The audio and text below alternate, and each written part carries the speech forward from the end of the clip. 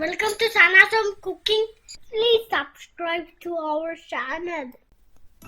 Hi friends, இன்னைக்கு இந்த வீடியோவில் நம்ம கொரியன் ரெசிபி பார்க்க போகிறோம். இது வந்து பிபிம் பாப். பிபிம் அப்படிங்கிறது வந்து கொரியனில் வந்து மிக்ஸ்டு அப்படின்னு அர்த்தம்.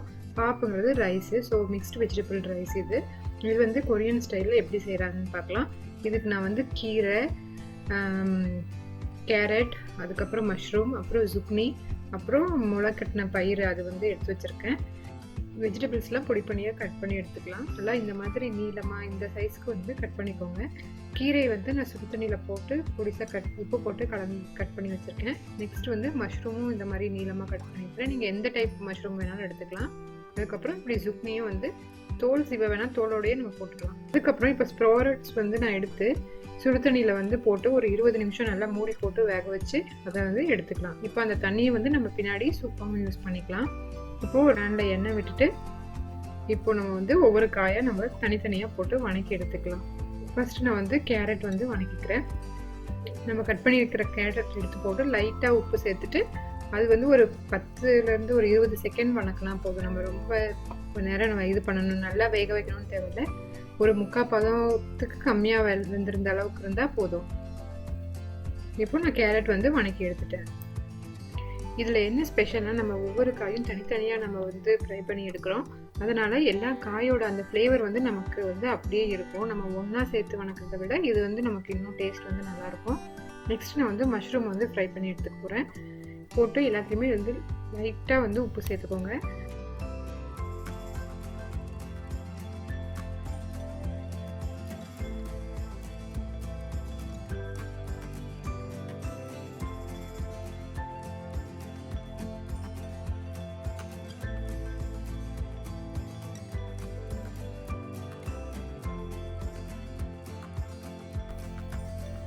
மஷ்ரூம் வந்து நல்லா வெந்துருச்சு.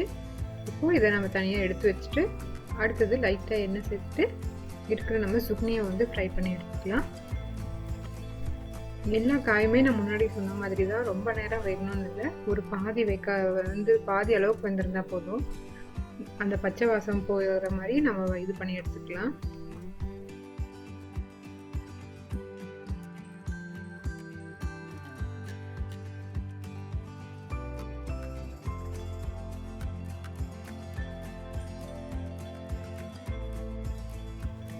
நெக்ஸ்ட்டு நம்ம வேக வச்சு கட் பண்ணி வச்சுருக்கிற வந்து கீரை வந்து லைட்டாக எண்ணெயில் போட்டு நம்ம ஃப்ரை இது பண்ணி எடுத்துக்கலாம்.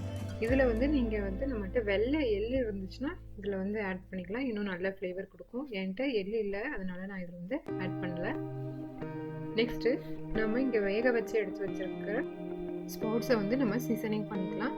இதுக்கு வந்து நான் இப்போது அதை அந்த கொதிக்க வச்சுருக்க தண்ணியை வடிகட்டி எடுத்து வச்சுருக்கேன். இதில் நம்ம கொஞ்சம் உப்பு, அதுக்கப்புறம் ஒரு துண்டு பூண்டை வந்து நான் இப்போ தீவி போட்டிருக்கேன். ப்ளஸ் லைட்டாக எண்ணெய் சேர்த்து நம்ம இதை நல்லா மிக்ஸ் பண்ணி எடுத்து வச்சுக்கலாம். பாருங்க, பிபிம்பாப்க்கு தேவையான எல்லா வெஜிடபிள்ஸும் வந்து நம்ம இதில் வந்து ரெடி பண்ணி வச்சாச்சு. இதில் நீங்கள் நான்வெஜ் சாப்பிட்றவங்களா இருந்தால் நம்ம இதில் வந்து மீட் வந்து ஆட் பண்ணிக்கலாம். மோஸ்ட்லி கொரியன் டிஷ்ஷஸில் வந்து கண்டிப்பாக இதில் வந்து மீட் ஆட் பண்ணுவாங்க. நான் இன்றைக்கி வந்து இதில் வந்து எதுவும் ஆட் பண்ணுறதில்ல. வெஜிடபிள் மட்டும் வச்சு எப்படி செய்யறதுன்னு நம்ம பார்க்கலாம். இது வந்து Korean style hot plate bowl. இது வந்து டைரெக்டாக நம்ம ஸ்டவ்வில் வச்சு குக் பண்ணலாம். அப்படியே நான் வந்து சாப்பிட்றதுக்கு வந்து யூஸ் பண்ணலாம். இது வந்து நமக்கு லாஸ்ட்டாக சாப்பிட்டு முடிக்கிற வரைக்குமே இந்த பவுலில் வந்து சூடு வந்து அப்படியே இருக்கும். இப்போ நான் வந்து இந்த பவுலில் கீழே எண்ணெய் விட்டுட்டு மேலே ரைஸ் வந்து நம்ம குக் பண்ணி வச்சுருக்க ரைஸ் வந்து ஸ்ப்ரெட் பண்ணுறேன். இது வந்து நம்ம ஒரு 1/2 அளவுக்கு கம்மியாக ரைஸ் எடுத்துக்கலாம், ஏன்னா மேலே ஃபுல்லாக நம்ம வெஜிடபிள் ஸ்டஃபிங்ஸ் வந்து வைக்க போகிறோம். ரைஸ் வச்சு முடிச்சாச்சு. அடுத்தது நம்ம ஒவ்வொரு வெஜிடபிள்ஸாக நம்ம வந்து மேலே வந்து அரேஞ்ச் பண்ணிடலாம்.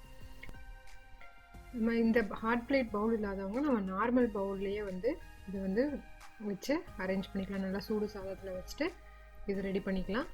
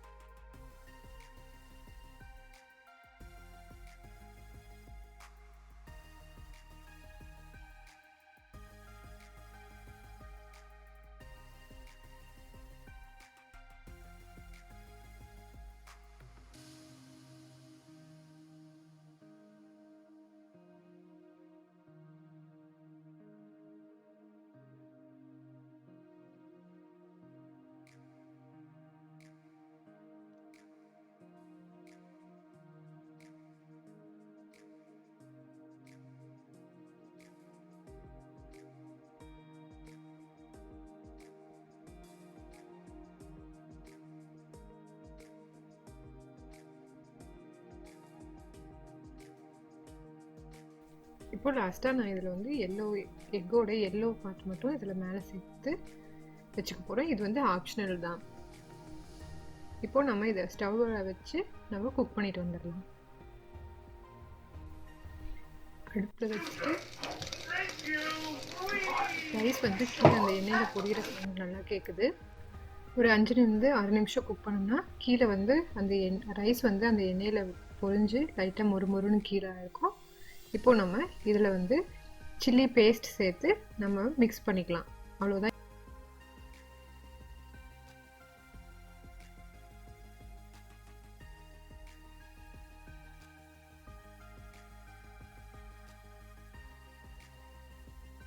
சில்லி பேஸ்ட் சேர்த்துட்டு இந்த ரைஸ் வந்து நல்லா மிக்ஸ் பண்ணிக்கலாம். நல்லா ரைஸ் கீழே நல்லா சூடாக இருக்குது. இப்போ வெஜிடபிள்ஸ் எல்லாம் வந்து நல்லா இப்போ நம்ம மிக்ஸ் பண்ணிக்கலாம். இந்த சில்லி பேஸ்ட் வந்து உங்கள் காரத்துக்கு ஏற்ற மாதிரி நீங்கள் வந்து இன்னும் கூடவோ குறைக்கவோ செஞ்சுக்கலாம். இப்போ ரைஸ் வந்து வெஜிடபிள்ஸ் சில்லி பேஸ்ட் எல்லாமே நல்லா மிக்ஸ் ஆகிடுச்சு. இது வந்து லஞ்சுக்கு வந்து ரொம்ப நல்லாயிருக்கும். நம்ம ஏற்கனவே குக் பண்ணி எடுத்து வச்சுருக்க சூப் இருக்கு இல்லையா, அந்த ஸ்போர்ட்ஸ் நம்ம குக் பண்ண அந்த தண்ணியில் வந்து லைட்டாக உப்பு பெப்பர் சேர்த்துட்டு கொஞ்சம் ஸ்போர்ட்ஸ் போட்டோம்னா இது வந்து ஒரு அருமையான சூப் வந்து ரெடி ஆயிடுச்சு. இந்த வந்து ரொம்ப ஹெல்த்தியான ரெசிபி. இது வந்து ஹோப் இந்த வீடியோ உங்களுக்கு பிடிச்சிருக்குன்னு நினைக்கிறேன். இந்த வீடியோ உங்களுக்கு பிடிச்சிருந்தா மறக்காமல் உங்கள் ஃப்ரெண்ட்ஸ்க்கு ஷேர் பண்ணுங்கள். தேங்க்யூ ஃபார் வாட்சிங்.